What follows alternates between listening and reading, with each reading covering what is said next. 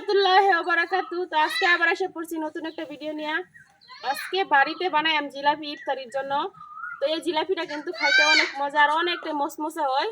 তো পুরো ভিডিওটা দেখতে থাকেন, আশা করি ভালো লাগবে। অনেকেই তো ময়দা দিয়ে বানায়, তো আমার হাতের কাছে ময়দা নাই, আটা আছে, তো ভাবলাম যে আটা দিয়েই বানাই আর আপনাদের সাথে শেয়ার করি। তো প্রথমে আমি জিলাপি বানানোর জন্য শিরা করে নেন। তো শিরা করার জন্য চুলাটা ধরাই নেন, যা বললাম আমি চুলা ধরাই নেন। কি মানে না জিলাপি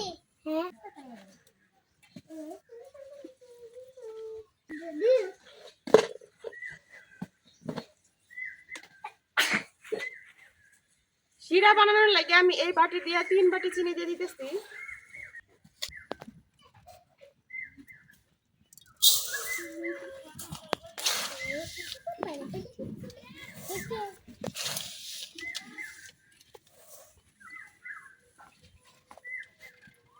তিন বাটি চিনির জন্য আমি 2 বাটি পানি দিয়ে দিতেছি।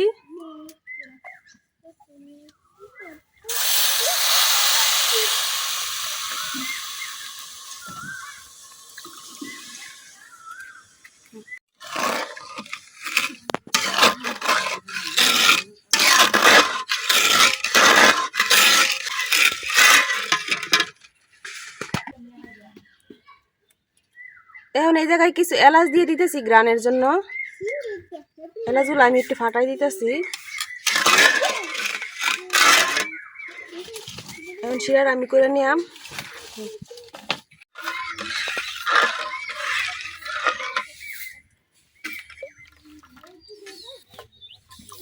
শিরার মধ্যে বলক আসতে শুরু করছে অল্প অল্প। জিলাপি বানানোর লাগে আমি এরকম একটা বোতল নিয়ে নিছি। এখন এই বোতলের যে মুটকাটা আছে এটা ছিদ্র করা লাগবে। বোতলের মুটকাটা ছিদ্র করার লাগে আমি একটা লুয়া গরম হতে দিয়ে দিছি। এখন এটা ছিদ্র করে নেম।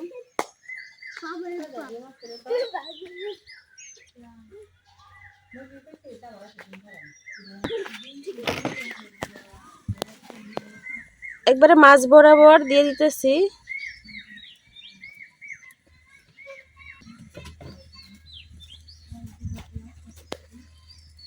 এতটুকু কিন্তু হয়ে যাইব, আর বেশি বড় করা দরকার নেই গা।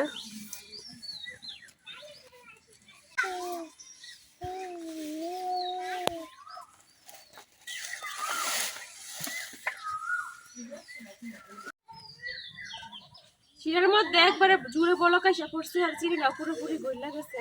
তা আমি আর 2-3 মিনিটের মতো এই শিরাটা বলক করে আনলাম, জুড়ে জানতে আনলাম, তাইলে কিন্তু আমার শিরাটা একবার পারফেক্ট হয়ে যাইব।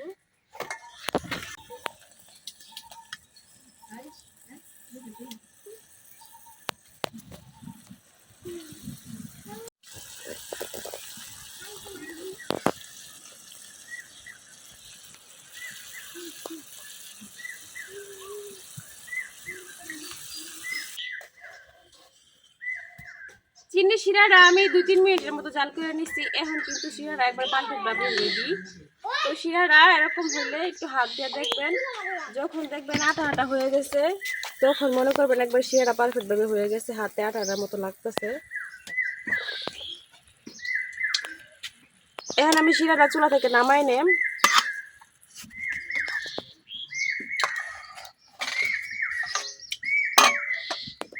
এখন শিরার মধ্যে দিয়া দেম 2 চামচের মতো লেবুর রস। শিরাটা যেন দোলা পাকায় না যায়।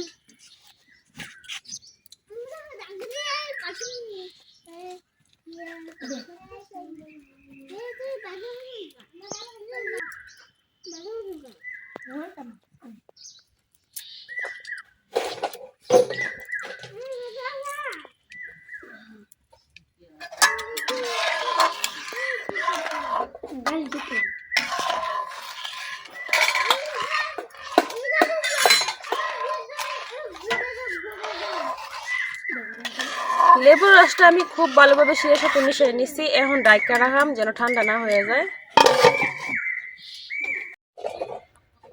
তো এই জায়গায় আমি 1.5 বাটি পরিমাণ আটা নিয়ে নিছি। তো এগুলো দিয়ে আমার হয়ে যাইব, আর বেশি নেওয়া দরকার নাই গা। তো আপনারা আপনাদের পরিমাণ মতো নিয়ে নেবেন। এখন আমি আটার মধ্যে দিয়ে দিতেছি অল্প একটু তেল।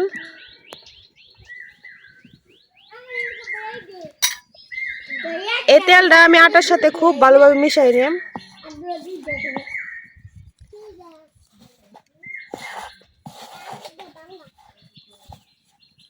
আটার সাথে আমি তেলটা খুব ভালোভাবে মিশাই নিছি। এখন অল্প অল্প পানি দিয়ে একটা কাই বানাই নিলাম। পানিটা একেবারে দেওয়া যাইতো না, অল্প অল্প দেওয়া লাগবো।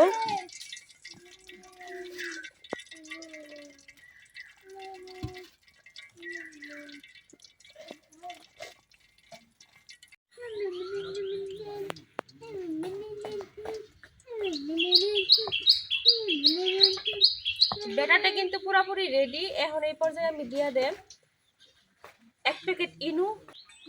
1 প্যাকেটের মধ্যে কিন্তু 1 চামচ ইনু থাকে। এখন আমি সবটা ইনু দিয়ে দেব।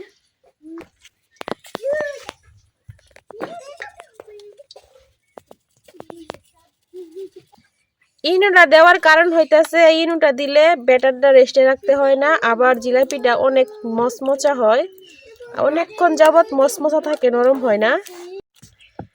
তো ইনু দেওয়ার পরে এই ব্যাটারটারে আমি কিছুক্ষণ হাত দিয়ে যেরকম উপর নিচ করে নিতেছি, কারণ যত ভালো মতা হইব জিলাপিটা অত ভালো হইব।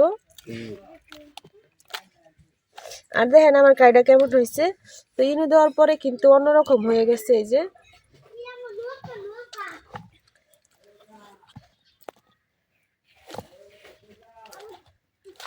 আমার আর অল্প একটু পানি লাগবে, বেশি লাগতো না।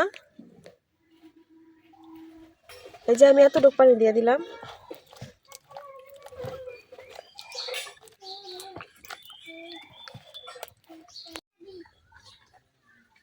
ব্যাটারটা গুলার আগে আমি চুলার মধ্যে কড়াই বসায় তেল বসাই দিয়েছিলাম গরম হওয়ার লাগে। আর এখন কিন্তু ব্যাটারটা পুরোপুরি রেডি। এখন আমি বোতলের মধ্যে ভরে নিলাম।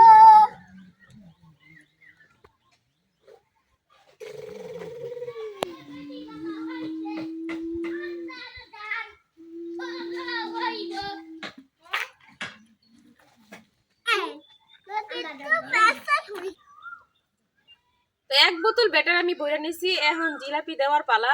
তো দেখি আল্লাহর নাম লইয়া বিসমিল্লাহ।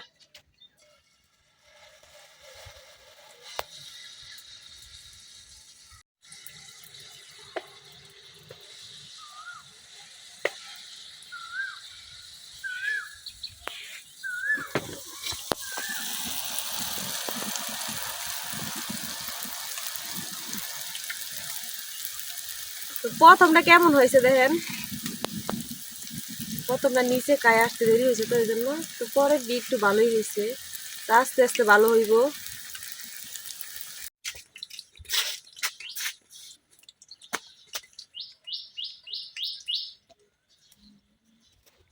প্রথমগুলো জিলাপিগুলো ভাজা হয়ে গেছে। এখন আমি ডাইরেক্ট শিরার মধ্যে দিয়ে দেম। তো প্রথমগুলোর জিলাপি খেলা কিন্তু বেশি ভালো হয় নাই, একটু অন্যরকম হয়েছে।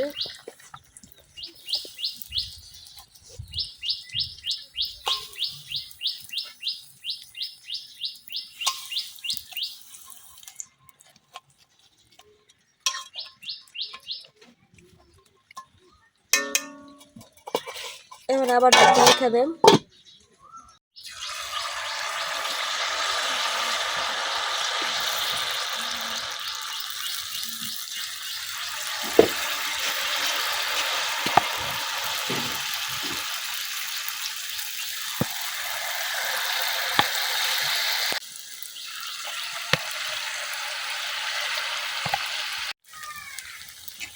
এই জিলাপিটা কিন্তু সুন্দর হয়েছে।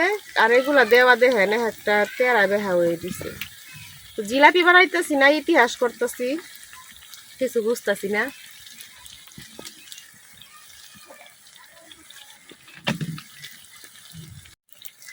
এই জিলাপিগুলো ভাজা হয়ে গেছে। এখন আমি একটা একটা উড়ে সাথে সাথে শিরার মধ্যে দিয়ে দেন।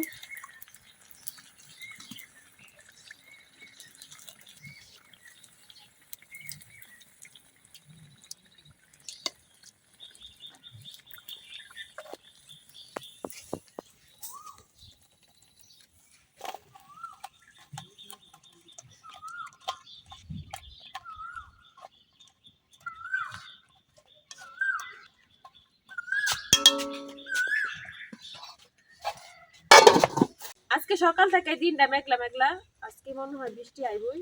তো অন্য অন্য এলাকায় বৃষ্টি হইতেছে, আমাদের এদিকে এখনো বৃষ্টি পড়ে নাই। ওই দিনকে 2-3 ফোঁটা পড়ছিল, এখন আর পড়ে নাই। আজকে দেখা যাক বৃষ্টি হয় কিনা।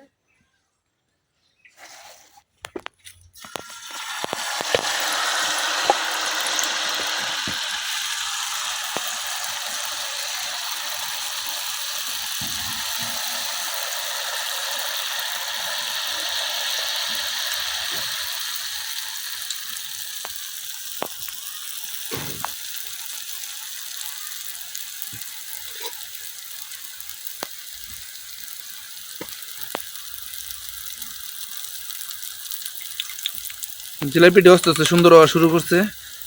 আর এদিকে আমার ব্যাটারও শেষ হয়ে আসছে, এই জন্য সুন্দর হইতেছে।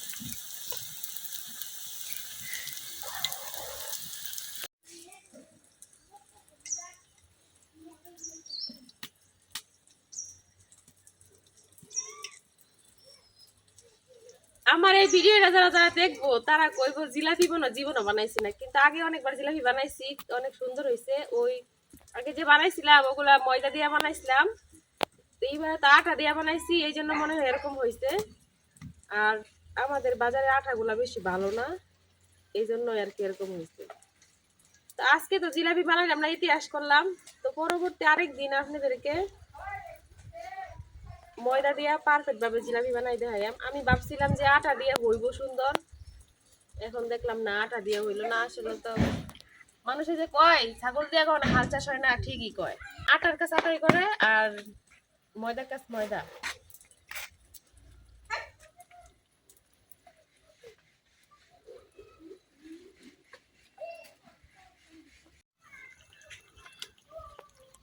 ইতিহাসী জিলাপিটি এখন আমি শিরা থেকে উড়াই নিতেছি, আর কিছু জিলাপি বাঁধা হইতাছে।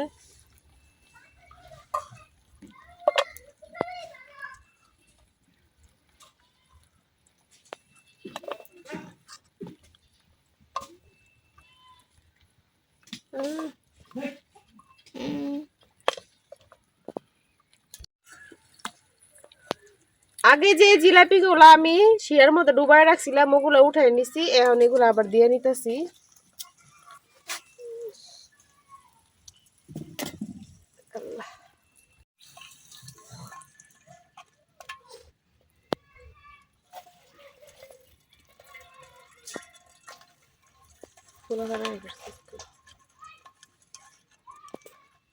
আপনাদের ভাবি তো জিলাপি বানাইলো না, এটা ইতিহাস করলো আজকে। নতুন করে একটা ইতিহাস লিখলো, এটা ইতিহাসের পাতার মধ্যে লেখা থাকবো এই জিলাপিটি। ইতিহাসটা তো তুমি লাগবা, বুঝতেছি না আমি।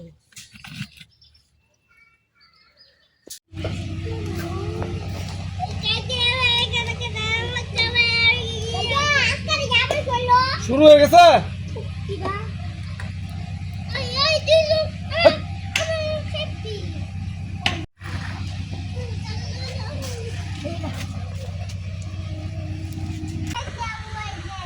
দেড় কাপ আটা দিয়া 2 বাটি জিলাপি হয়ে গেছে। দেখেন ইতিহাসে কইলেও জিলাপি গুলা কিন্তু পরে একটু ভালোই হয়েছে। সবগুলো জিলাপি আগের জিলাপি গুলা একটু সমস্যা হয়েছে, পরের জিলাপি গুলা মোটামুটি ভালোই হয়েছে। তারপর আটা দিয়ে আর কি যেরকম হয়েছে এরকমই বানাই নিছি। তো এখন তো রোজা খায়া দেখতে পারতেছি না, তো যখন ইফতারি করাম তখন খায়া দেখাম যে কেমন হয়েছে। তো আপনাদেরকে একটা বাইঙ্গা দেখাই, মশমশা হয়েছে কিনা জানি না, তারপরে দেখাই। এই জিলাপি গুলাই দেখাই, তো অনেকটাই কিন্তু মশমশা মনে হইতেছে। এই যে একবারে কিন্তু গুঁড়া হয়ে যেতেছে গা, অনেকটাই মশমশা হয়েছে, আর শিরা ভিতরে ঢুকে গেছে। আর এই যে পরের জিলাপি গুলা দেখায় যেগুলো একটু ভালো হয়েছে সুন্দর, এগুলোর ভিতরে কিন্তু একেবারে শিরা ঢুকছে। এই যে তো তারপরে আর কি চলে, আর একটু ভালো তো হয়েছে লাস্টের গুলা। আমার জিলাপি গুলা কেমন হয়েছে অবশ্যই কমেন্টে জানাবেন, জানিয়ে হাসি ছাড়া কিছু বলবেন না, হাসির কথা ছাড়া। তারপরেও কষ্ট করে বানাইছি যেহেতু আপনাদের সাথে শেয়ার করি। তো আমার জিলাপি গুলা কেমন হয়েছে অবশ্যই কমেন্টে জানাবেন। আজকে ভিডিও পর্যন্ত, সবাই ভালো থাকবেন, সুস্থ থাকবেন, আল্লাহ হাফেজ।